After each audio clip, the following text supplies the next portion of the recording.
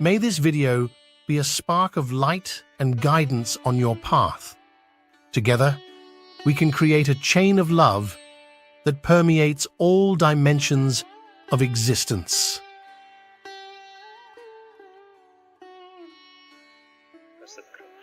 One of the tasks that we are given and trying to do is to taking care of a kid at home, taking care of your children at home. But we are troubled with whenever we need to make a decision or not to make a decision, we are troubled with like what to consider and what not to consider. Can you give us some perspective about something that we should think while making a decision or not making a decision for the kids? Why are you making all the decisions for them? So that's the trouble. I'm not sure. I'm sure I'm not the right person to make the decision, but should that be made or not? Like, what do I do when I need to do something?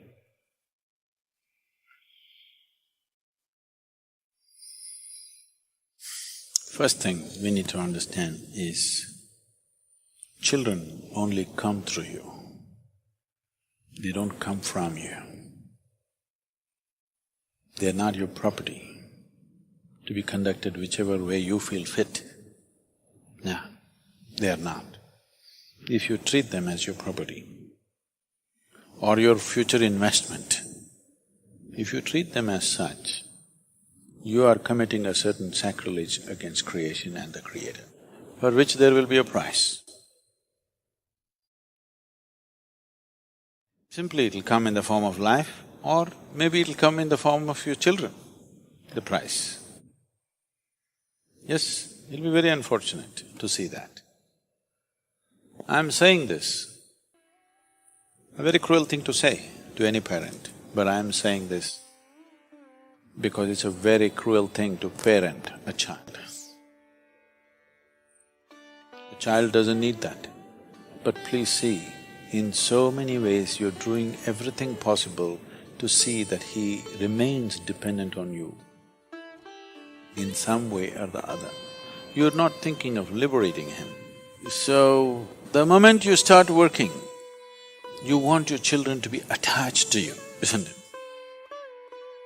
Well, you yourself open Bhagavad Gita and read and say, you should not be attached, I should not be attached. You tell your wife, see, don't be attached to me. But your children, you want them attached to you. So, before you choose to have children, you must think about these things, but if already it has happened, now at least now you must think about it properly, seriously. One thing is, if you want to produce something little better than yourself to the world, it's important. If you produce a child, it must be at least one step better than you, isn't it? The same nonsense is going to happen once again. What's the point? So something better than you has to happen means the first and most fundamental thing is, you are 100% straight. Even if it's embarrassingly straight, you're 100% straight is important. This is something very hard for most parents because that's the only place where they get to boss around. They have a committed audience in their children. Wherever else they speak, nobody will listen to them. Children till they become 12 years of age. 13 is dangerous. Till they become 12 years of age, you have a committed audience. You're losing that also, many of you. Much earlier, isn't it? Yes, much earlier you're losing it. So, how old are they? Huh? Okay, there's enough room for correction. You must do this. Stop parenting them. What they need is some good company, not a bloody boss walking around in the house. Yes or no? When you were growing up, did you like it? Being talked down to, did you like it? No. So what they need is a friend. They don't need a bloody father and mother. That job is already done. Fathering somebody, mothering somebody means biologically delivering them, that's been done. Now they're trying to become a life by themselves. What they need is a friend. The only qualification you have against them or over them is, you came here a few years earlier than them, that's all you have. What else do you have, I'm asking? Are you sure you're more intelligent than your child? Are you sure? Huh? What? Yes. So,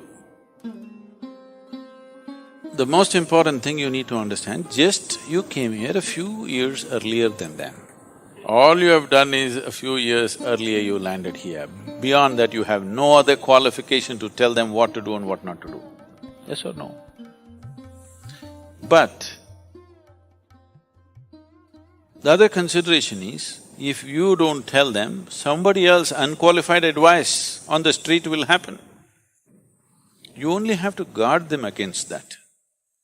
But if you have to guard them against that you must have the courage to bring them up in such a way that they don't take any advice from you either.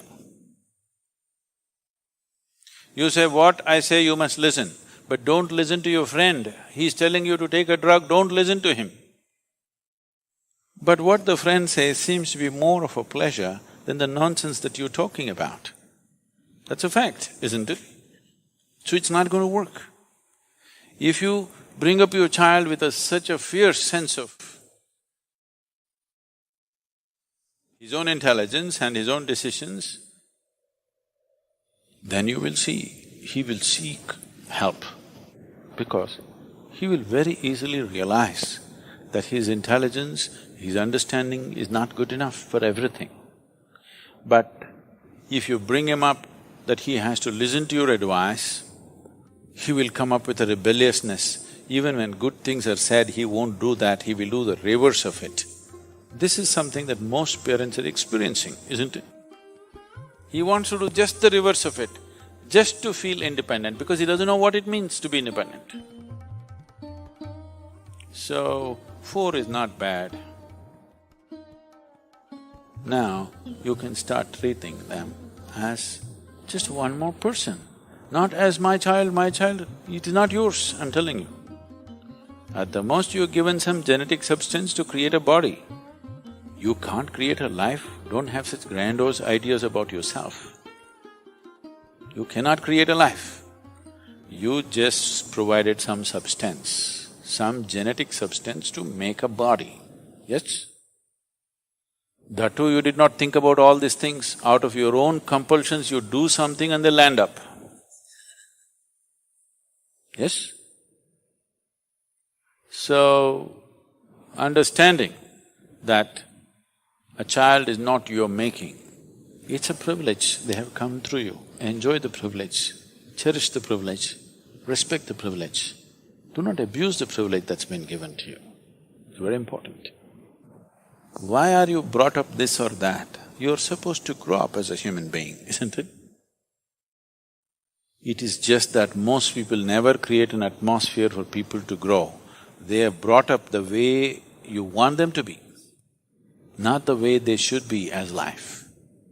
If you're not ramming up nonsense into their head, they have a tremendous sense of observation. And observation naturally pops up a million questions. You answer as many questions as you can, the way you know it. What you don't know, you just tell them, I don't know. My only problem is I came a few years earlier than you, this doesn't mean I know everything. Admit it to your children, what's the problem? Yes? You think they can't read, you're not even bloody sincere about things that you're saying? You think they can't see it? If you think they can't see it, I want you to know, by the time they are 10, 12, 13, if they have some problem within them, they don't come to you, they go to their friends. Why? Because they feel they are more sincere than you. No other reason. Yes or no? You are acting like you'll drop from heaven. Who wants to listen to your nonsense? Unless they're so bloody brainwashed by the time they're 10, 12. They will not listen. Any intelligent human being will not listen to bullshit. Yes or no? Unless you're brought up on it seriously. So, just handle this privilege sensibly, respectfully. Do not abuse this privilege. Just you have to protect them from wrong influences. Rest, leave them free. If you think they will anyway go wrong, that must be your own self-knowledge. You are so sure of yourself, my children bound to go wrong. Just protect them from… you have to protect them a little bit from wrong influences. But at the same time, they must remain free of your influence, which is also a bad influence. I'm saying, if you show that what you're doing is of real worth and you're willing to invest your life in that, why would your children not invest their life in it? If you don't show that commitment, if you do not show that involvement with life and you're expecting them to become wonderful whatever, no, it will not happen. And they don't listen to what rubbish you say, they're observing what you do and how you are, isn't it? So if you want to raise children, please raise yourself. Don't worry about the children, just raise yourself into a wonderful human being, make yourself that. It will reflect. It cannot go wrong. But there's no guarantee. Like in everything in life, there's no guarantee because there may be some other stronger influence on the street side, isn't it? Human intellect has sparked like never before. No, don't look so complimented. But anyway, it's true that more people can think for themselves today than ever before in the history of humanity. Whether they're thinking right or not, that's a big question, but at least they're thinking something. So once human intellect fires like this, and it will continue in the coming years, you can't stop it, then solutions for life in another place is not going to work. Because I want you to understand, with all due respect to all the great scriptures on the planet, most of the scriptures on the planet cannot withstand two logical questions. If you ask two questions, it'll collapse. It can remain sacred and up there only as long as you prevent it from asking these questions. These questions are taboo, these questions are sacrilege, you're not supposed to ask them. Only as long as you do not ask these questions, they float in very sacred space. If you ask two questions, it'll collapse. Entire philosophies, belief systems, religious processes, everything will collapse with two questions, majority of it. There are a few things which will stand, of course. These two questions, only a few rare human beings asked in the past or till now. Now I am contaminating the world.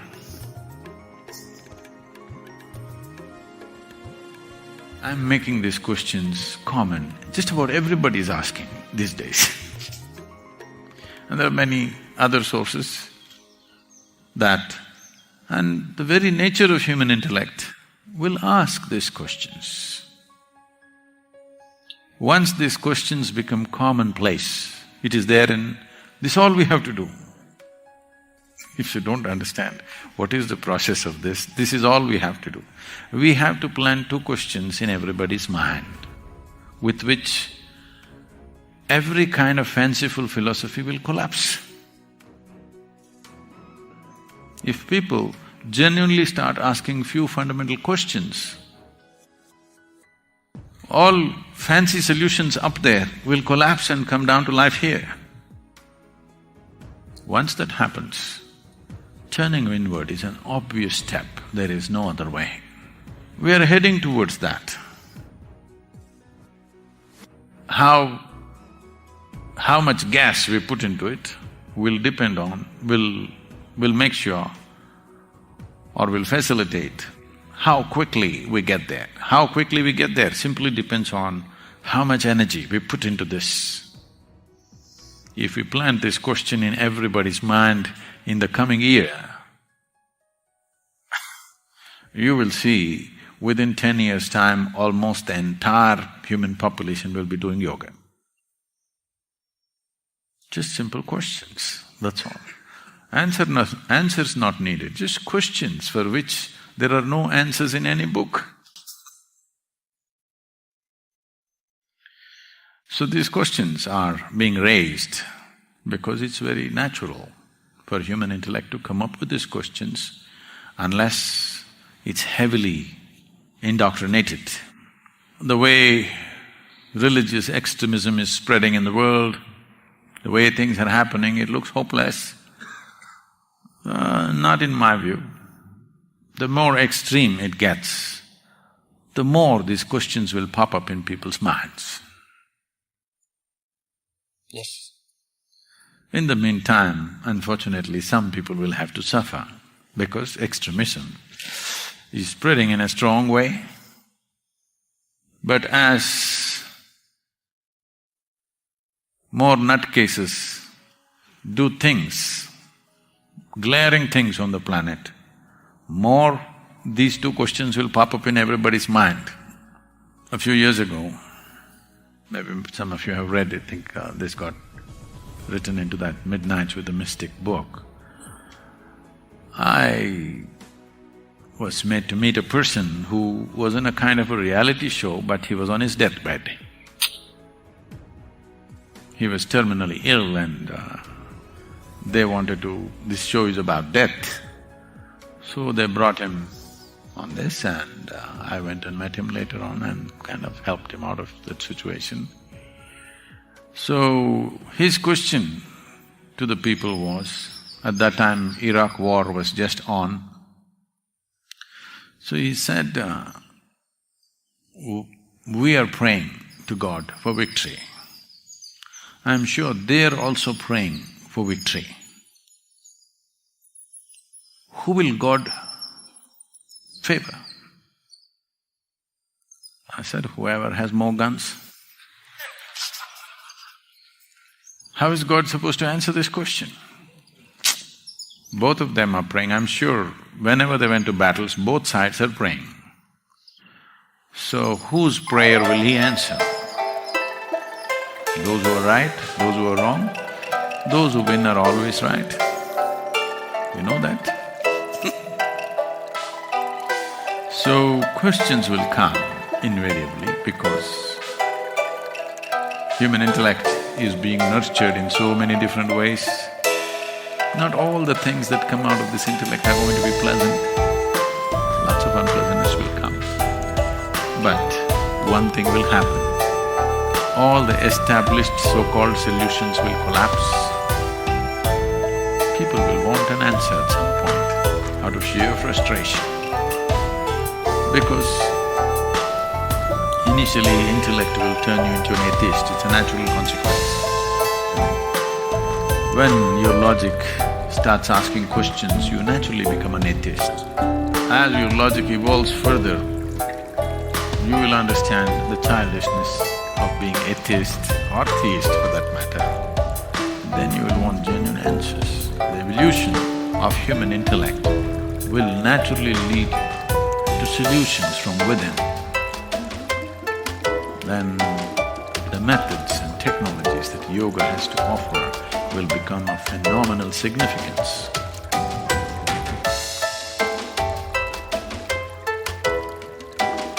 Be a multiplier of love and knowledge. Share this video with those you love, and together, let's spread light throughout the world.